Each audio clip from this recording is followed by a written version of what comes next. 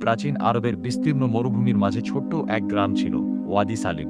গ্রামের চারদিকে শুধু বালুর ঢেউ, কিছু খেজুর বাগান আর কাদা মাটি দিয়ে গড়া ছোট ছোট ঘর।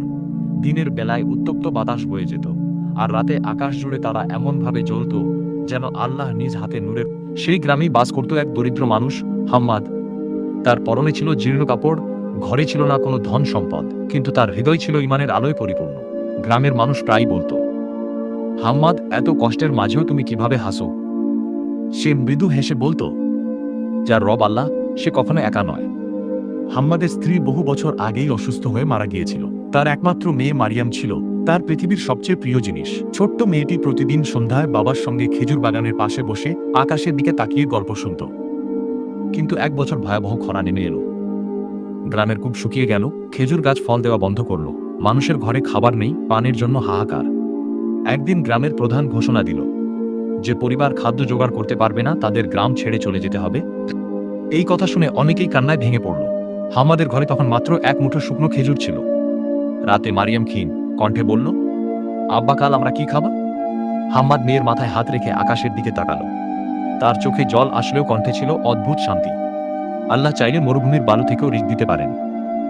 পরদিন সকালে সে কাজের খোঁজে পাশের বাজারে গেল, কিন্তু কেউ তাকে কাজ দিল না। সবাই নিজের জীবন নিয়েই ব্যস্ত। বিকেলের দিকে সে মরুভূমির পথ ধরে ফিরছিল। প্রচণ্ড গরমে তার ঠোঁট শুকিয়ে গিয়েছিল। হঠাৎ দূরে সে দেখতে পেল একটি উট বালুর মাঝে বসে আছে। উটটির পাশে কোনো মানুষ নেই। সে কাছে গিয়ে দেখল উটের পিঠে বাঁধা কয়েকটি ভারী বস্তা। হাম্মাদের মনে দ্বিধা এলো। সে ভাবল, হয়তো কোনো কাফেলার মাল, আমি এটা নিতে পারি না। ঠিক তখনই দূরে বালুঝড় শুরু হলো। আকাশ অন্ধকার হয়ে উঠল। হাম্মাদ দ্রুত উটটিকে নিয়ে কাছের এক পরিত্যক্ত কুঁড়ে ঘরে আশ্রয় নিল। ঝড় থামার পর সে আবার চারপাশে তাকালো, কিন্তু কোথাও কোনো কাফেলা নেই, শুধু নিস্তব্ধ মরুভূমি।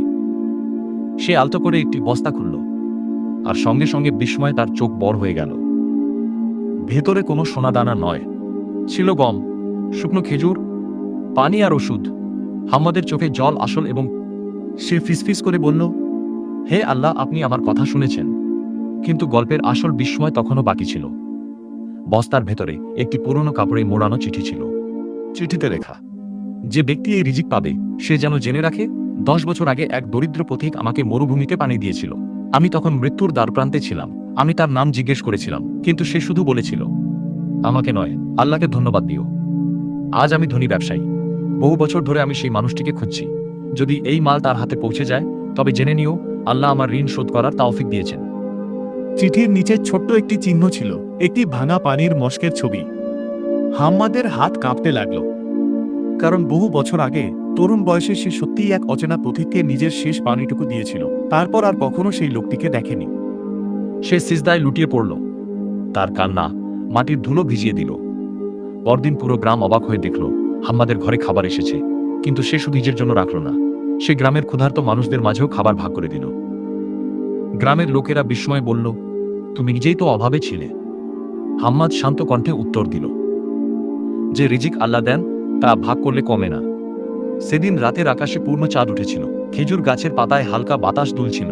ছোট্ট মারিয়াম বাবার পাশে বসে জিজ্ঞেস করল, আব্বা, আল্লাহ কি সবসময় আমাদের দেখেন? হাম্মাদ মেয়েকে বুকে জড়িয়ে বলল, মানুষ ভুলে যায়, কিন্তু আল্লাহ কখনো কাউকে ভুলে যান না। আজকে এই পর্যন্তই। ভালো থাকবেন, সুস্থ থাকবেন। আল্লাহ হাফেজ।